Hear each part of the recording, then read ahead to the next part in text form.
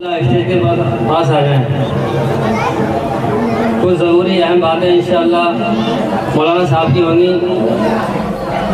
ماشاءاللہ آج یہاں پر اتنا اہم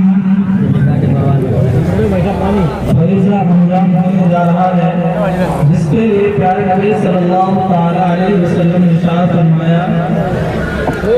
جب اللہ کے نبی صلی اللہ تعالیٰ علیہ وسلم دنیا میں تشریف نہیں آئے تھے تو اس وقت نبی کے آنے سے پہلے اس دنیا کے اندر ایک بہت بڑی جہالت، شقاوت، وحشت اور بربریت تھی.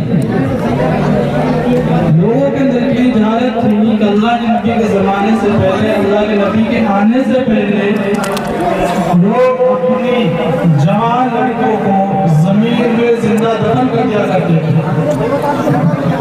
مکہ کے بازاروں میں لڑکیاں بیچی جایا کرتے تھے، لوگ لڑکوں کو خریدا کرتے تھے.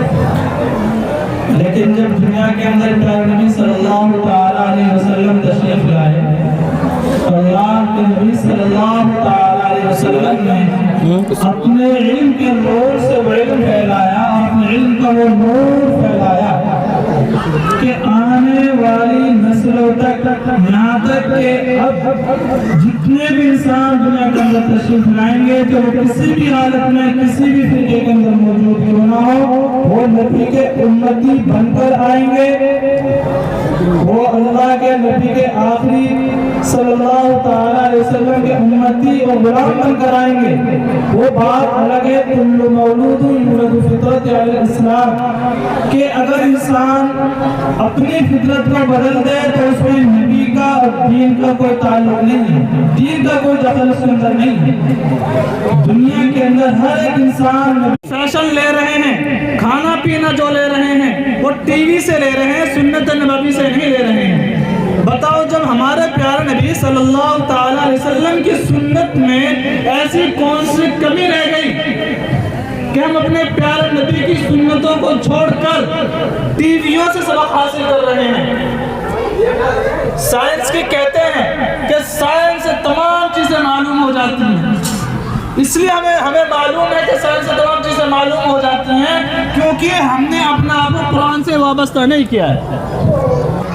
اگر ہم قرآن کریم کو پڑھیں، قرآن کریم کو سنیں، اپنے علماء کرام سے تعلق رکھیں، اپنے بچوں کو مدارس میں، مکاتب میں اتنا وقت دیں کہ جس کے اندر طلب العلم فریضۃ علی کل مسلم و مسلمہ کہ اتنا علم وہ حاصل کر سکیں، اتنا علم حاصل کر سکیں کل قیامت کے دن وہ اللہ کے سامنے کہہ سکیں کہ میرے ماں باپ نے مجھے اتنا علم دیا کہ جتنا پیارے نبی صلی اللہ تعالیٰ علیہ وسلم نے ہمیں دنیا میں رہ کر سیکھنے کا. ہمارا دین کیا ہے، ہمارا اسلام کیا ہے، ہمارے مذہب جو ہیں، مذہب کے اعتبار سے ہم کون ہیں ہمیں بالکل بھی معلوم نہیں ہے.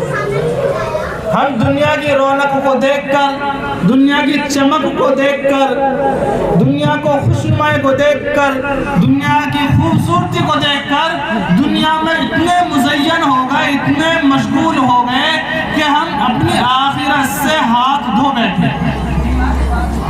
وقتی طور پر ہمیں اچھے مکان چاہیے، اچھی گاڑی ہم کو چاہیے، اچھے بنگلے ہم کو چاہیے، لیکن یہ دنیا ہے جو دار فانی ہے، ختم ہونے والی ہے.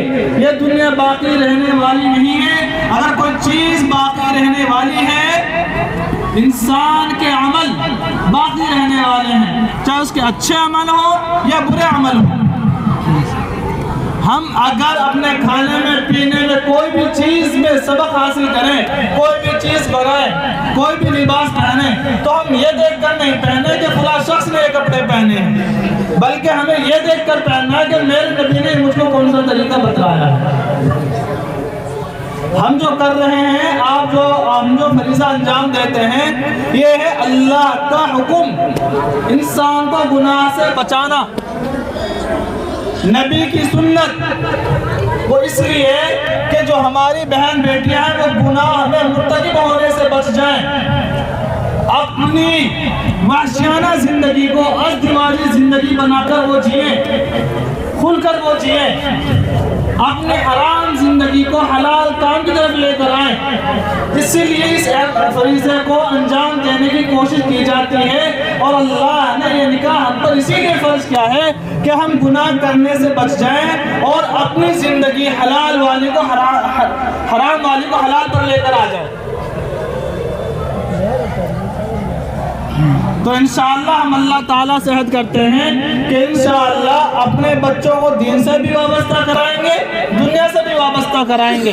یہ نہیں ہے کہ اس کو دین سے وابستہ کراؤ، دنیا سے وابستہ مت کراؤ، اس کو دین کی تعلیم دو، دنیا کی تعلیم مت دو، دونوں چیزیں لازم فرض ہیں۔ اگر دنیا کی تعلیم آپ نہیں دو گے کہ تو دنیا کے اعتبار سے آپ بالکل ناکام ہے۔